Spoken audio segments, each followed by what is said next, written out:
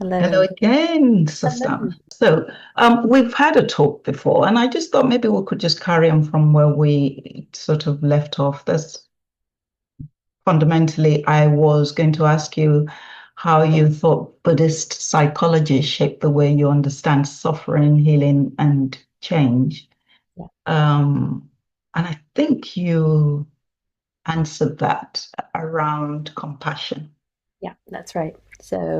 Um, so Buddhism teaches the Four Noble Truths, which starts with in life there will be suffering, and this is the first of the Four Noble Truths. So suffering is key to living a life worth living, you could say, or living compassionately. Um, there's a Vimalakirti a sutra called the Vimalakirti Sutra. Now, Vimalakirti is an interesting character. He is not a monk, not an enlightened being. He is a lay practitioner like you and me, living a householder life, working, earning, and he, though, is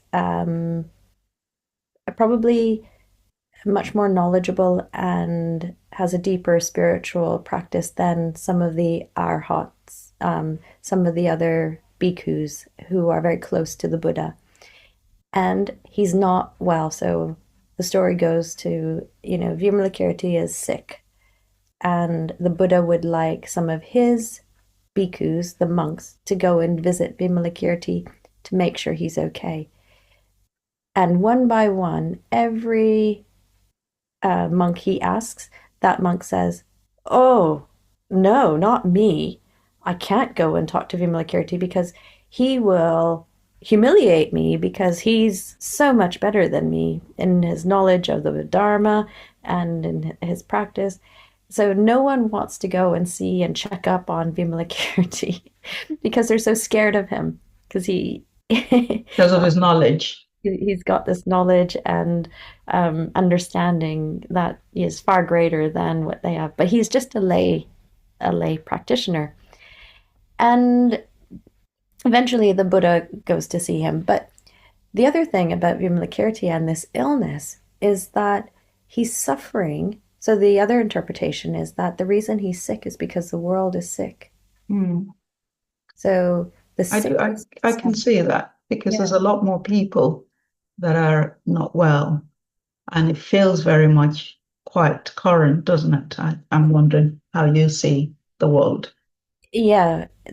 But this is a message where there's nothing wrong that the world isn't well. This is reality. And Right. so to engage with reality is to experience the fullness of reality. And if it's suffering, then to really feel it and take on the suffering as a practice that leads to awakening. Mm-hmm, hmm. So there's, Sorry to interject, because a lot of people say things like, I just want to be happy, almost as if happiness is a package that one can kind of sell on. And I think the theme around suffering, sort of, I mean, I think there's, of course, lots of different aspects to life, but there's a lot of suffering. And I guess, suffering is something like you say, that does need to be embraced and normalized, if you like. But when you think about somebody that's, in a war-torn country or, in famine situation, who says, I don't want to suffer anymore. I've suffered all my life. You can't say to them, just embrace suffering. I yeah. think that's Oh, yeah. No. Yeah. So how do we think in those terms? Because I'm very interested in how we can take what we do to people that may not necessarily come into the therapy room, but can listen to what we're talking about and perhaps use some aspects of that to feel better in some way. I Yeah. mean, I don't know if it's possible, but I guess this is why we're talking about what we're talking about, to see what people can take away from it. Yeah. So you could say that the ideal utopian kind of society, from my point of view, is if all of us could be with our difficulties and challenges without transferring them onto other people or without distracting ourselves by taking things and being greedy, let's say, or destroying things because of our own pain. If we could just be with it, then that would be a way of creating space to feel it. And that in itself is a way to transform it into compassion. Hmm. But what I think has been happening in the world is people don't want to feel and really embrace the pain. And so Hmm. what we end up doing is distracting ourselves by eating comfort food, by going shopping, by Hmm. destroying someone else's life. And there's lots of different ways of doing this so that you could say at the very extreme global way, there's now structural corruption that's just enabling very powerful, very rich people to exploit and take things from countries and depriving those countries of the resources that they would need for basic good quality of living. And And when when, you, sorry to interject again, and when you say that, I think about greed and individualism.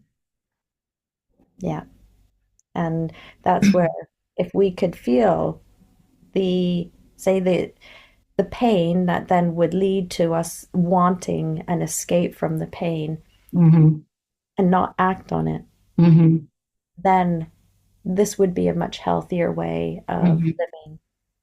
And it would then lead to us practicing more of the generosity or gratitude for the things that we have already and to see what we can actually share rather than just take again and deprive other people from resources that, you know, Hmm. some people have said there's enough food to go around the world. The Well, there problem, should be enough food, and people should not be starving. yeah, We shouldn't be having all this, yeah, especially, people not having water. I mean, it's so basic. yeah, But can I just take you back to something? Because I think we've got two sort of issues that we're talking about here. One is something that's overarching global leaders that want to take, and it's all about enriching themselves. But then you also have the individual who is, in a way, um, part of I want to use the word victim, but it's not necessarily a victim, but the casualty, if you like, that's yeah, come out of the situation. I mean, what can we say to them? I mean, in psychoanalysis, we kind of, think I'm not even sure what we say to them, because to some extent, the people that come and do what we do, are fairly, well to do. They're sort of middle class, earning, um, and but how do we reach those who are out there, who are homeless, who are desperate? yeah. How do we So, reach them? yeah, I think that's a really good question. Um, you could say that until people who are, say, homeless have basic needs met so that they're not having to, worry about when are they going to get their next hot meal? When will they feel warm again? Because now we're heading into winter. With those like real practical and physical stresses, it's very difficult for them to even come into a therapy room and feel able to talk through their emotional Mhm. difficulties and psychological problems. So Mhm. for someone like that, I would say the there's so many needs that Mhm. that person has, and quite rightly that, all of us in society, I do see it as everyone's responsibility to help just create the basic Mhm. safety net and Mhm. living conditions so that people feel they have a home that is their home They Mhm. know that they can afford food to help them feel strong enough to get by. And Mhm. if all those basic needs are met, Mhm. then if they're still experiencing the sense of dissatisfaction or just not feeling well in themselves, but they have all their needs, their practical needs met, that's when I think engaging with just examining and exploring their internal life and inner sense of who they are is worth doing.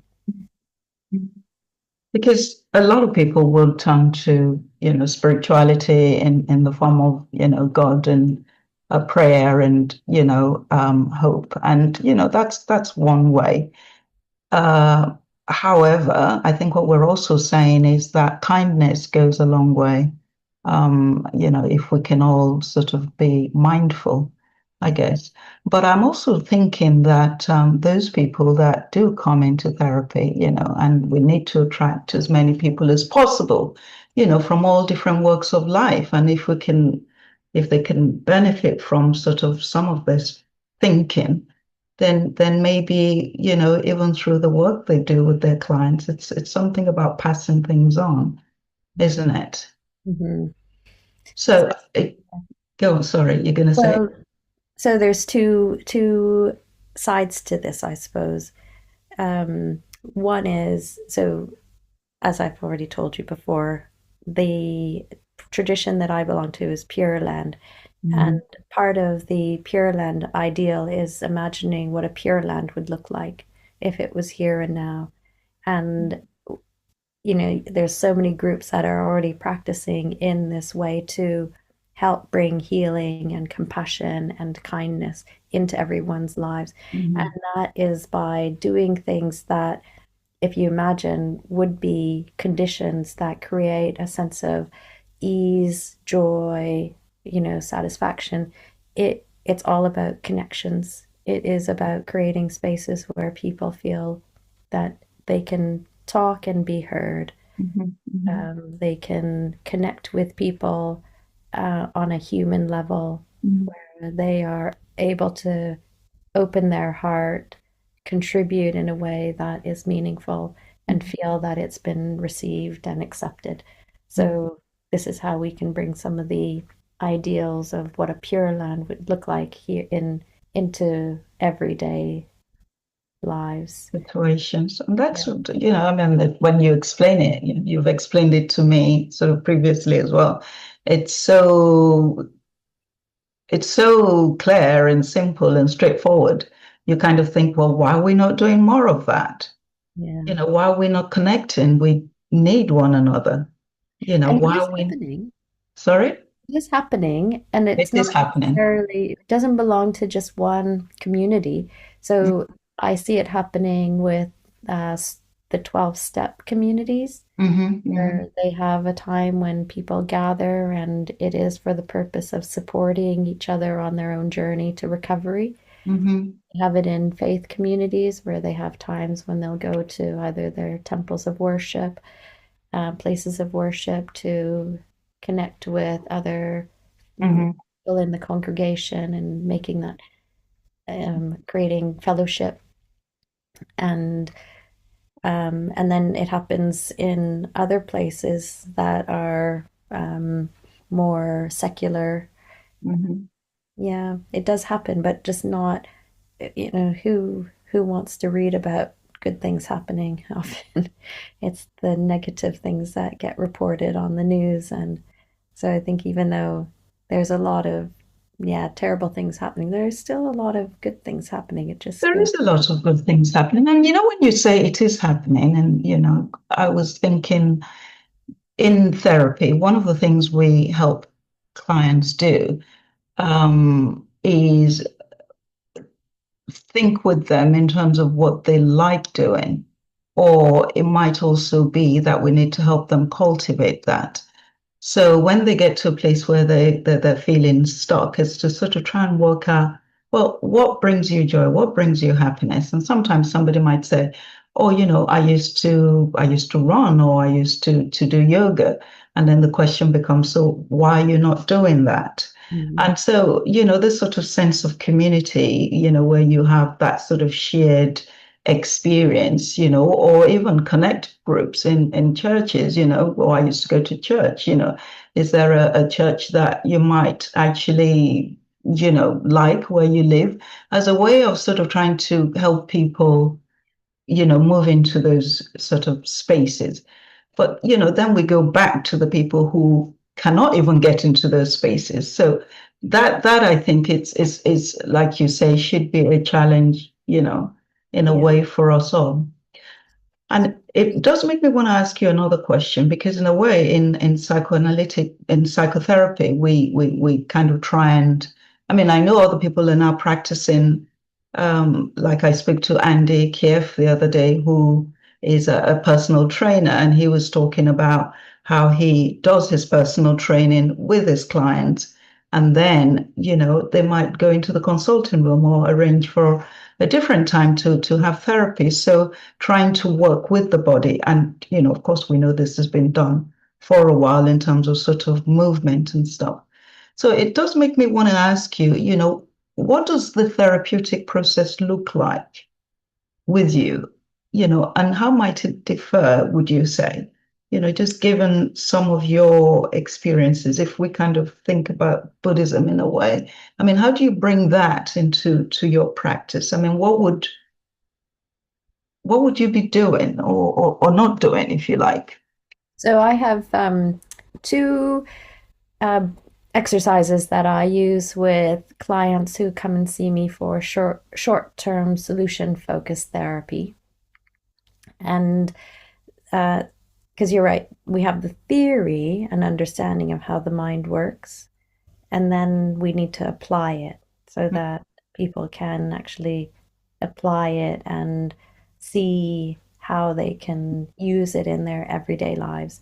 So, so what I do with my clients who are short, it's different when I'm working long term with clients, but for short term clients, I'll introduce how the mind works, and then two very simple exercises that have to do with how to understand the thoughts and feelings in us and then what to do with them. Mhm. So would you like me to go through them? Yes, go for it. Okay. I can see you want to go through them, so do So go through them. just very quickly then. The first one, um, well, the first thing I usually say is that the mind works in two different ways. One is to observe and to make sense of everything going on around us and process it.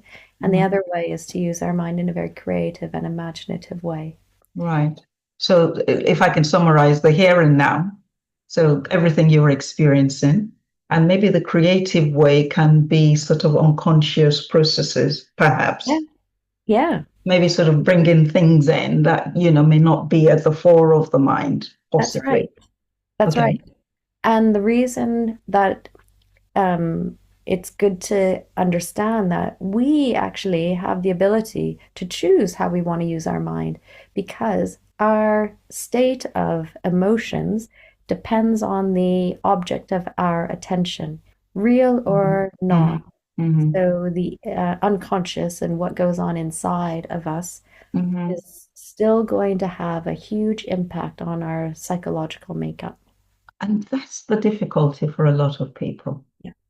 And that's really, I think, the crux, really, for a lot of people in terms of this sort of sense of feeling stuck, the Yeah. sense of lots of different emotions going on, and an inability, I guess, for most to be able to think about it, do something with it, or discard it, or work through it, Yeah.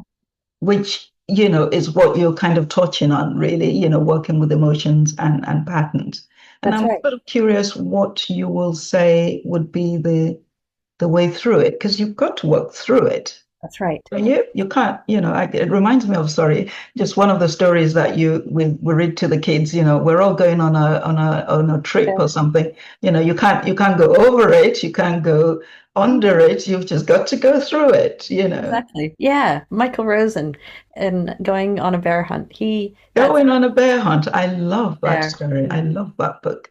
And Yeah, that's, I think, the message of life for all of us, isn't it? You can't go absolutely. over it. You can't go around it. You have to go through it. You've just got to go through it. And, I think this is what maybe most people don't quite appreciate, if you like, or can't quite think about, because I think everyone wants to kind of escape suffering, almost as if, suffering should belong to somebody else. It's not my thing. Yeah. Yeah. It's one of the hardest things to engage with. It's just too scary. And so escaping is what we do best. Mm, mm, So, so once I've, given them that framework that if we can't engage with the mind creatively and imaginatively, it's very difficult to know what to do with all the thoughts and feelings that are inside of us, because then we're just feeling it. And when we're feeling it, they really do feel like it's God telling us to do this or that. We just automatically believe that what we're feeling must be the truth and we have to act on it. Or the thoughts that come, they must be telling us that this is exactly, what whatever it is, it's so true and believable. So mhm, so the image I like to use is so I then would ask my clients to imagine that we're going to use a car to represent our body. mhm, The brain is the engine, the arms and legs are the wheels, mhm, and the inside of the car is the inside of our body, and there's 5 seats. One is for the driver, and what we can't stop are feelings and thoughts coming into us. So there's so many thoughts and feelings outside that come into all of us as humans. And depending on the direction of our car, a different thought or feeling will pop up in our seat. And right. so we can't stop it. But once it's there, then we can do something with it. We can have a relationship with it. We can see that there might be a different reaction, which would be in a passenger reacting to the driver, and maybe there's other voices in the back seat. So this is a way to then just use the imagination to separate out and put into a different body, a different shape. We can call it something different Mhm. because this is the important thing. It's about seeing that what comes up in us as thoughts or feelings is not me, it's not mine, it's not myself, which is a very Buddhist principle. Mhm. If we can separate it and see it as it's come in from somewhere and it will go, it's not something that belongs Not in the car, fixed. not Do, fixed. do you work with regression? I mean, do you work with the past? Yeah.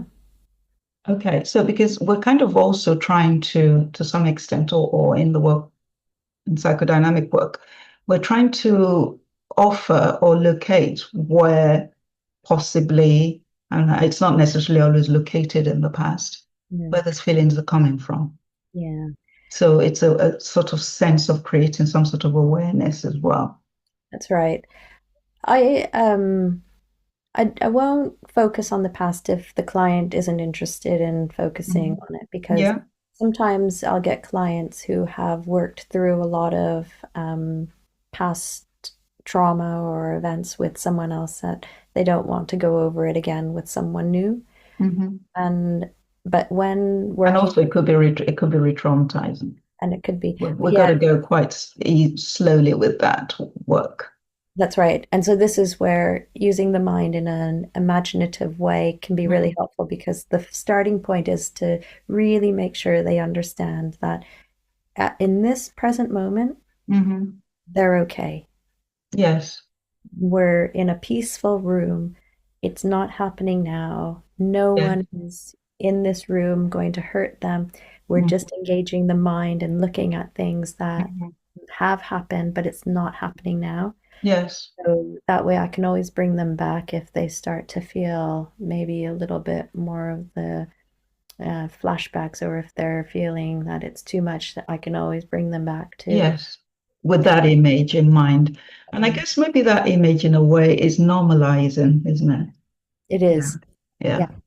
and helping, I think, us to see that our perception changes. We can have one narrative based on a particular perception, but we can change it to a different perception.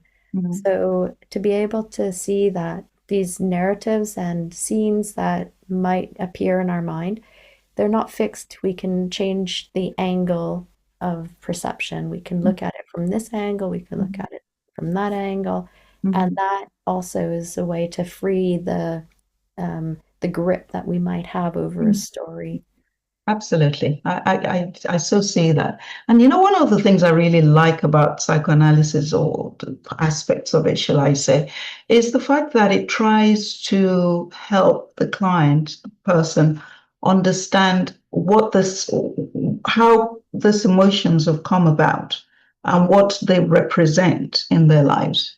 Mhm. So, for instance, somebody might have some sort of real fear around, change, for instance, or fear of doing, I don't know, changing jobs, let's say, knowing very well that actually, they're more than capable, um, you know, um, that could potentially it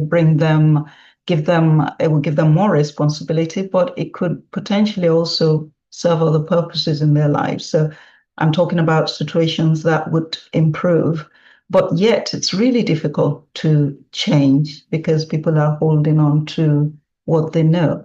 But then, maybe through the discussion and interaction, one could find out that maybe none of their family members is actually managed to get so far.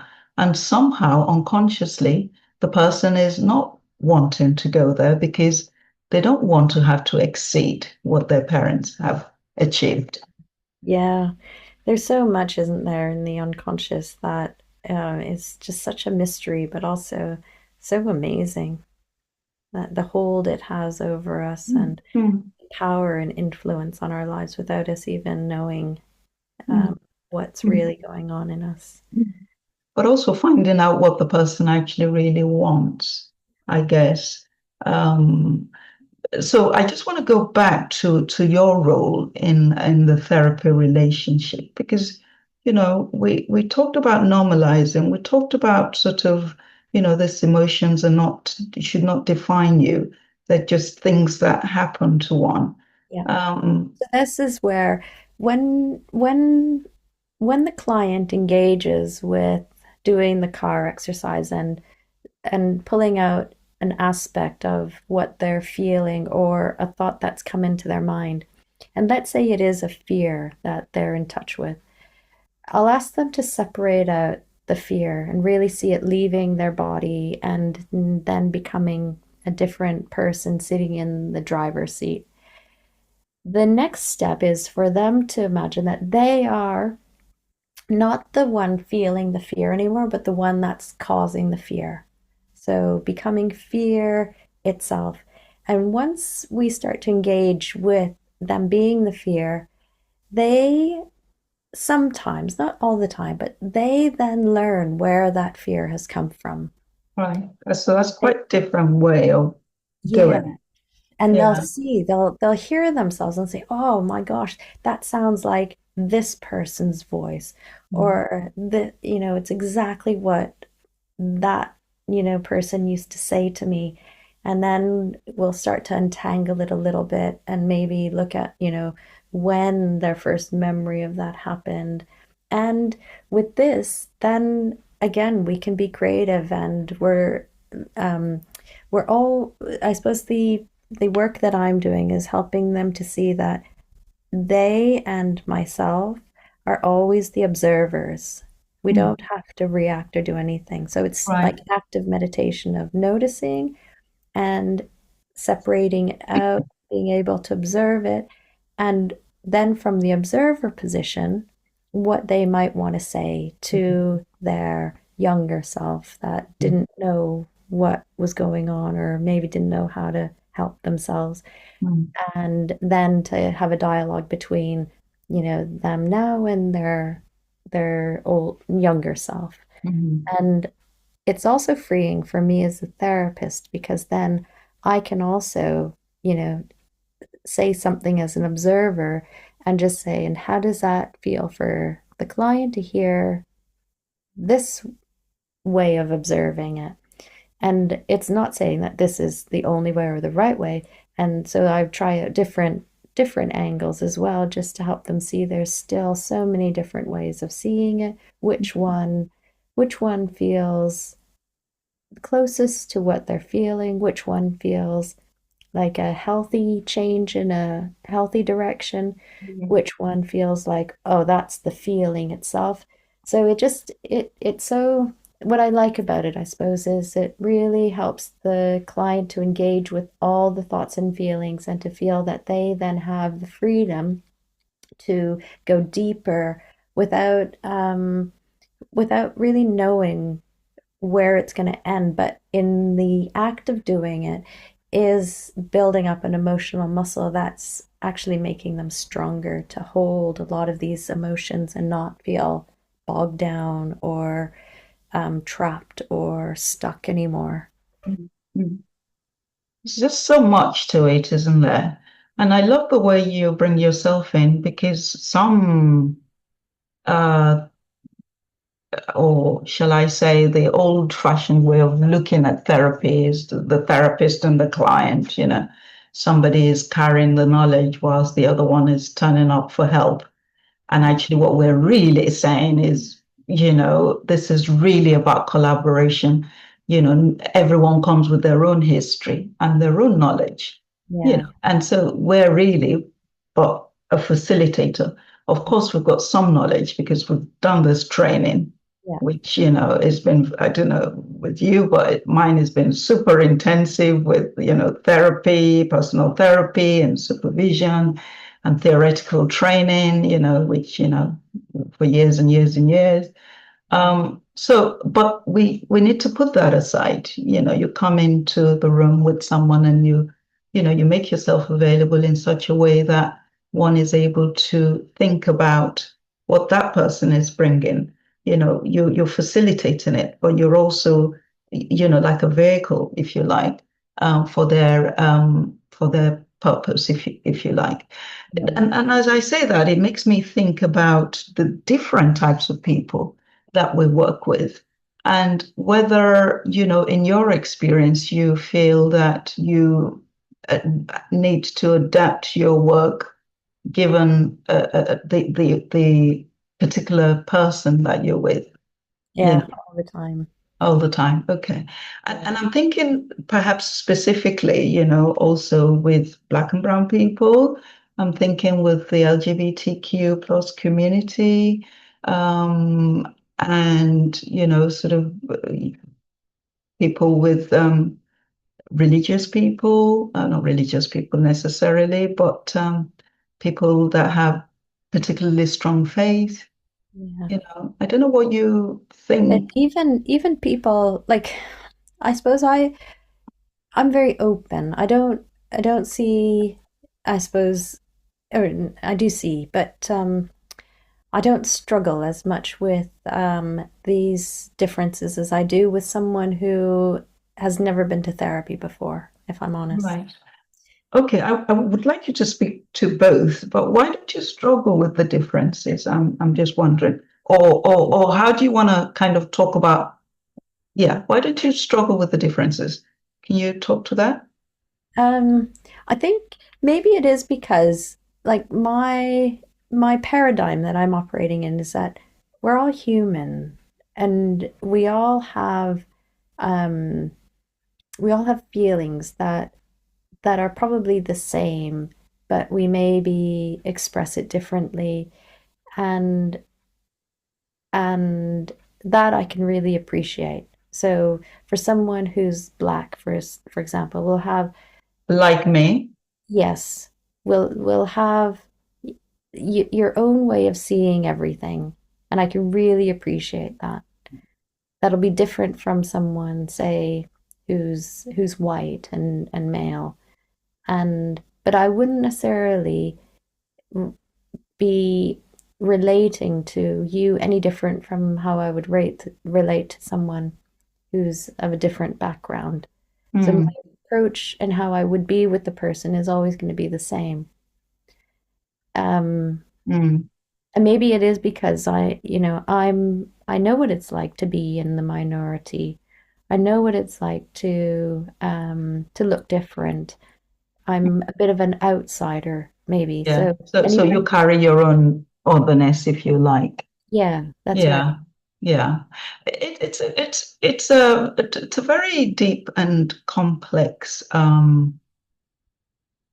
position because I had a conversation with someone, a white lady who is works on sort of on whiteness and anti-racist practices. So, she's coming to it from a very different standpoint.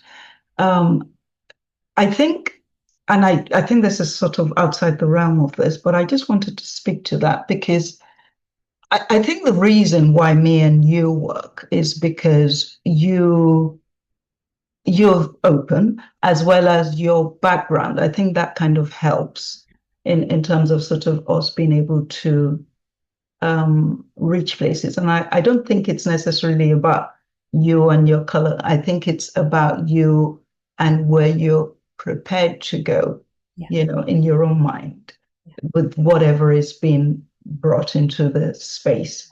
I think it feels to me that it needs to be much more than, somebody who's black or somebody who's white. absolutely. Saying all of that, there are people who hold very strong faith. And there might be something about understanding or recognizing their experience. And there will be people who, within the LGBTQ community, there will be something about understanding their experience of being in the world. So I think for us, our work, yes, we make ourselves available.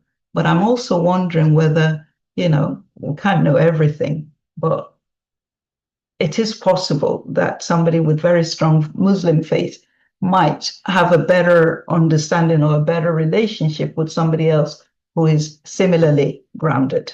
Yeah, I don't know. absolutely. It's really open for discussion, this, they may not want to go down that line. So I think the so maybe it is because of the challenges and conflicts that have come up being a Buddhist in interfaith, say, or multi-faith communities about how are we, do we mean the same thing when we use different terms, or when we're using the same terms, do we mean the same thing? So Mm, a large part, I suppose, of my training and education and where I what I had to do to get to where I am now had to do with really understanding language, meaning, significance, mm, and to never take anything for granted in a way, and always to have that open mind of being curious, wanting to understand what does the other person mean when they say that, mm, and can I feel into what they're saying and communicate that? And I'm not brilliant at that. This is my struggle where, especially if it's someone who isn't able to, or who maybe has never experienced therapy before, or has no understanding of what it's like to feel anything. That's really difficult for me. yeah, So, yeah. Yeah, well, I think what you're saying is that, to process things, to be able to take it in and kind of make some meaning of it. So, yeah, there's a concreteness about, the interaction, if you like. yeah. Is So that then what in you're that saying? case, it doesn't matter if a person is Muslim, um, Chinese, white, LGBTQ. It really, if if there's an inability for me to really connect and Yeah. understand, Mm, um, then it's always going to be a struggle for me. Yes, but I think it is often a struggle generally. And when you say that, it makes me think about trauma because it almost feels to me that, this ability to be able to feel and think is something that, we sort of in the West take for granted. Mm. Not everyone has that because I think culturally also, some people are not asked what they think, particularly in very dominant culture where, parents do all the thinking and the children just respond. So, when you have someone similarly come to therapy and the therapist is saying, how do you feel? How do you think? They tell you, well, that's a luxury. Not only that, there's a lot of mistrust around, sharing things. And again, we don't wash our dirty laundry in public sort of thing, even though, I mean, clearly having been in this profession for so many years, I think our vulnerability is our strength. Yeah. Sometimes when I say that to my clients, they go, what do you mean? How could you possibly think vulnerability can be a strength? Yeah. Yeah. So that's a very good example. That's what I run up against is Mm, when someone, especially a man, comes in and all they've been taught their whole life is to be strong, be the provider, be invulnerable. And now all of a sudden they're supposed to be vulnerable and to share their feelings. It's really challenging because they, A, don't even know the language of feelings. They've never been taught to feel into things, and it goes against everything that they've learned. So that this is a real challenge. How do you do it?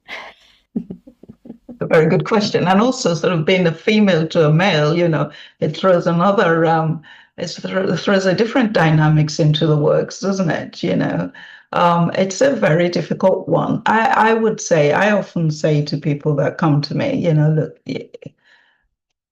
go away and read about the therapist you would like to engage with and sort of feel that, you can relate to them because it's a two-way thing, Yeah. and I think that's one way of going about it. But also, I think a lot of people, who may be very concrete, they need a lot of time and they need a lot of holding, because often they feel they're not getting very much out of the therapy in the beginning because, clearly they've come with a purpose and a mission. And, and if the therapist is not like their father, Mhm. who is very, this is what should happen, all that projection is going on. It's like, well, this is not working for me. You keep asking me how I feel. I don't know how I feel. So it's a very tricky one. But I feel sometimes there's that expression that you get the client you need as well. So, if both people are prepared to work through that kind of, and, it's often those therapies takes a long time, but really can be quite, once you get through, can be super enriching and transformational, Mhm. and, that's the beauty, that's the joy, you know. It's a bit like having a young child and going through all those processes with them, all those changes, and then they get to adulthood, and one day they might just turn around and give a speech, or just turn around and say to you, "Mom or Dad, thank you for everything you did for me." And you're like, "Oh my God, I didn't even think you thought I did anything for you." Mm-hmm. Yep. And you do get that with the clients. Sometimes they turn around, you think, "Oh, this is going terribly wrong," and they go, "Gosh, I really appreciate. I thought about you this weekend when I was going through a difficult time," and you're like, "Gosh, I Yeah. didn't think you, I didn't think I existed in your life." Yep. So, and this is the faith aspect, I think, that we were talking about at the very beginning about how we can have an impact without even knowing that we're having an impact on Mm, some just by, I suppose, showing up, by what being willing to engage in our very human and fallible way. mm. Being And that, ourselves. yeah, in ourselves, because I don't, part of this the tradition that I'm in is a recognition that We are bamboo, which is a Japanese term that means foolish being of wayward passion. We will never get it right. We No. aren't perfect beings, Mm, and it is because of that that I suppose that makes life both challenging but also really interesting. mm, And you're right that I liked what you said. When we get the clients that we need, it's almost mm, like everything that I need to learn, mm. I get exposed to that in one way or the other. Well, this might be a good place to leave it. Thank you so much. I really find our talk always, as usual, very enriching and deeply informative. And I'm learning from you, and it's Learning really from you. beautiful. So thank you. Yeah, no, thank you too, Abby.